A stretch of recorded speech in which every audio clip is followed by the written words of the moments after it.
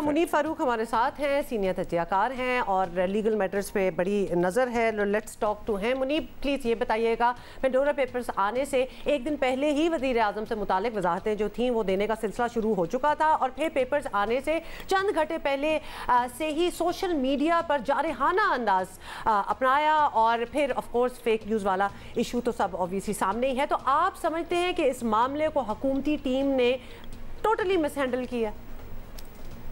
मेरा नहीं ख्याल कि इतना ज़रूरत थी हुकूमती जमात को प्रीएम्प्ट करने की और वजाहतें देने की।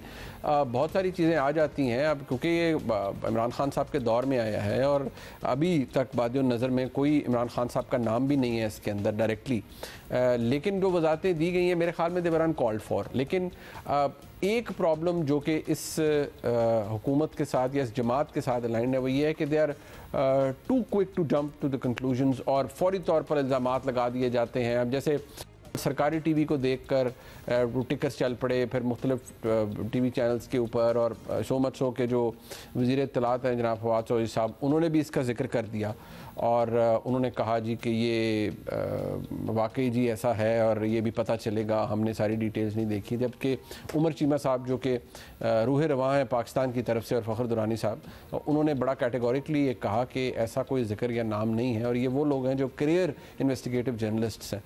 तो फौरी तौर पर ये बातें सामने आ गई और इसके हवाले से बात की गई। तो मेरे ख़्याल में थोड़ा सा जिसे कहा जाता है ना कि पाकिस्तान तहरीक इंसाफ की, वो अंग्रेज़ी में एक लफ्ज़ होता है कॉमनली इस्तेमाल किया जाता है कि वो एक फ्रेज़ है, ट्रिगर हैप्पी नेचर है इनकी, फौरी तौर पर इस्तेमाल कर देते हैं जो अपने हाथ में इनके ट्रिगर होता है। मेरे ख्याल में इन तमाम एक्शन की ज़रूरत नहीं थी, हुकूमत को ज़रा कंपोजर का मुजाहरा करना चाहिए था। तो चूँकि हम एक्शन की बात कर ही रहे हैं तो हुकूमती शख्सियात कह रही हैं कि वज़ीर आज़म सुरखरू हो गए। अब मुनीब, जितना हम समझ पाए वज़ीर आज़म ऐसे किसी ट्रायल पर नहीं थे, तो फिर सुरखरू होना ना होना ये बिल्कुल वही मामला नहीं है जिसपे NCA और शहबाज शरीफ वाला मामला, जब उस वक्त हुकूमत का बयानिया था कि शहबाज शरीफ पर तो केस ही कोई नहीं था तो वो कैसे सुरखरू होगा, मुस्लिम लीग नून का बयानिया बिल्कुल बेबुनियाद है। तो आप समझते नहीं है वज़ीर आज़म का इस मामले में सुरखरू होने वाला मौक़िफ़ ठीक है, गैर ज़रूरी है? भाई कोई ट्रायल था जिसमें सुरखरू हुए? कुछ भी नहीं था ऐसा। देखिए, वज़ीर आज़म सुरखरू तब होंगे जब सबसे पहले तो मॉरली, क्योंकि ये वो स्टैंडर्ड है जो कि जनाब इमरान खान ने सेट किया जब वो हुकूमत में नहीं थे, कि जब इखलाकी तौर पर उन शख्सियात पर जिन पर कोई हर्फ आ जाता है, उनके हवाले से कोई रेवलेशन होती है, वो इखलाकी तौर पर अपने ओहदों से अलहदा हो जाएं। क्योंकि वज़ीर आज़म इमरान खान जब अपोजिशन में थे तो उनका मेयार यही था कि वो दूसरे ममालिक की मिसाल देते थे। ट्वीट्स भी मौजूद हैं जिसमें वे फरमाते थे कि फ़लाने मुल्क के मिनिस्टर के ऊपर पैनामा लीक्स पे इल्ज़ाम आया, कोई इंक्वायरी की ज़रूरत ही नहीं थी, वो अलहदा हो गया, क्योंकि वो मॉरल अथॉरिटी उसकी चली गई थी। इमरान खान साहब उस वक्त की हुकूमत के बारे में भी ये कहते थे कि भाई आप अपने ओहदे से अलहदा हों, आपके नीचे कैसे इन्वेस्टिगेशन हो सकती है इम्पार्शियल। और फिर जो हुआ वो माजी का एक तारीख का हिस्सा है। सुप्रीम कोर्ट के अंडर एक फिर केस चला, JIT बनी।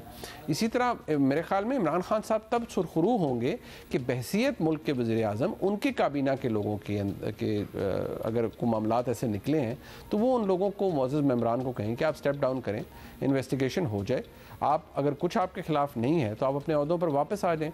इमरान खान साहब को या पाकिस्तान तहरीक इंसाफ को जो चीज़ मैं समझता हूँ कन्फ्रंट करती है या अलाउ मी टू से हॉन्ट करती है, वो उनके अपने बनाए हुए स्टैंडर्ड्स हैं जो कि माजी में उन्होंने बनाए, अब वो उनके सामने हैं and they are dangling in front of them. And Munib, you are very right, and if you can take this a step forward, ये पूरा जो उनका काबीना ओवरड्राइव में आ गई और प्रीएम्प्टिवली बहुत सी बातें करना, व्हाट वर दे थिंकिंग, मतलब व्हाट वर दे थिंकिंग कि क्या नाम आ जाएगा तो हम ऑलरेडी से स्टार्ट हो जाए, और फिर इतना lack of faith that you were actually thinking कि आ जाएगा, वरना आपकी वजाहतों का मतलब बनता क्या है। बट एनीवे छोड़ दें, ज़रा आगे बात चलते हैं। ये बताएं कि अब इन 2-2.5 दिनों में हुकूमत जो कर रही है वो तो कर ही रही है, ऑपोजिशन की जानिब से कहीं कुछ खास नजर आ नहीं रहा, खास तौर पे सामने खुसरो बख्तियार, शौकत तरीन, ऐसे बड़े बड़े वाज़े टारगेट मौजूद हैं, तब भी ऐसा सन्नाटा नजर आ रहा है। तो आपको ऑपोजिशन की ये सियासत समझ आ रही है? एक्चुअली ऐसा लगता है कि वाहिद ऑपोजिशन इमरान खान साहब के अपने सेट किए हुए स्टैंडर्ड और बयानात हैं, ऑपोजिशन तो अभी कुछ कर नहीं रही है, उस तरह तो बड़े ईजी चल रहे हैं। इस ऑपोजिशन का तो ये हाल है कि ये तो कोई नैरेटिव नहीं बना पाई, ये तो इमरान खान साहब के ख़िलाफ़ कोई एक पॉपुलर मूवमेंट तक नहीं चला पाई, लेट अलोन कि इमरान खान साहब की हुकूमत को कोई धचका देती या गिरा सकती। तो इस मौके को भी अगर ये तहरीक इंसाफ की हुकूमत को कमज़ोर करने के लिए नहीं इस्तेमाल करती पाकिस्तान पीपल्स पार्टी या पाकिस्तान मुस्लिम लीग नून, तो देन इन्हें सीरियसली सोचना पड़ेगा, क्योंकि वो एक मूवमेंट ही थी जिसने बखिए उतेड़ दिए थे मियां नवाज शरीफ साहब की हुकूमत के। बिल्कुल बैकफुट पे चली गई थी मियां नवाज शरीफ साहब की हुकूमत। 2016 के जब पैनामा लीक्स आया उसके बाद आधा 2016, 2017 पूरा और 18 तक PMLN के पास गवर्न करने के लिए तो कुछ बचा ही नहीं था, क्योंकि वो जो सारा नैरेटिव था वो इमरान खान साहब ने अपने हाथों में ले लिया था और काबू में ले लिया था, और उन्होंने बड़ी कामयाब तहरीक चलाई और फिर जो हुआ वो तारीख का हिस्सा है। इस हुकूमत को जाहिर बात है, क्योंकि एक फ़र्क यह है कि यहाँ इमरान खान साहब पर डायरेक्टली कोई इल्ज़ाम नहीं है, ना ही वो किसी केस के अंदर इन्वॉल्व है, लेकिन उनकी काबीना के मेंबरान के नाम तो आए हैं। अगर स्टैंडर्ड वही है जो इमरान खान साहब ने उस वक्त सेट किया था, तो अपोजिशन को चाहिए कि इस मौके का इस्तेमाल करे। अब अपोजिशन करती है या नहीं करती, ये उनकी सियासत है, लेकिन I think it's too early to say anything. A lot depends कि आने वाले दिनों के अंदर क्या होता है, और अगर उस कमीशन का जो कि या उस इंस्पेक्शन सेल का जो कि इमरान खान साहब ने तश्कील दिया है, अगर तो ये कमेटी या इंस्पेक्शन सेल इंक्वायरी करती है, क्या अपोजिशन इसके ऊपर ही फ्रॉम द डे वन एहतजाज करती है और इसको रिजेक्ट करती है और इसके ऊपर सियासत कर पाती है। बहुत शुक्रिया मुनीफ फारूक। और वज़ीर आज़म के सुरखरू होने की बात आप कर रहे थे और हम भी कर रहे थे, इनफैक्ट PTI खुद कर रही है। वज़ीर आज़म एक्चुअली कब सुरखरू होंगे, ये हम आपको दोबारा से एक छोटा सा रिमाइंडर देना चाहते हैं। प्राइम मिनिस्टर को रिज़ाइन करना चाहिए थर्सडे से पहले। कैसे है कि क्रिमिनल प्रोसीडिंग्स हो रही हैं प्राइम मिनिस्टर के ऊपर और वो वहाँ जा रहे हैं। आपके पास कोई इखलाकी जवाज़ नहीं है। मैं आज डिमांड करता हूँ कि आज फौरी तौर पे आप रिज़ाइन करें।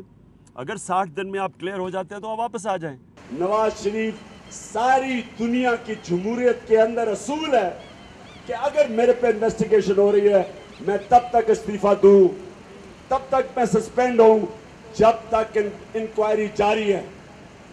हम कह रहे हैं 1 महीने में हो सकता है। नवाज शरीफ 1 महीना कुर्सी नहीं छोड़ सकते। तुम्हारी गवर्नमेंट भी है, वजीर भी हैं, क्यों डर रहे हो? क्यों डर रहे हो? क्यों डर रहे हैं? क्योंकि दिल में चोर है इसके। तो फिर क्या ही वजह है कि 1 महीने के लिए ये वज़रा अपनी वजारतें छोड़ने के लिए तैयार नहीं? 100% इस क्लिप में जो खान साहब कह रहे हैं वो सही कह रहे हैं। We totally agree with him, और ऐसा ही होना चाहिए, तो ऐसा होना चाहिए।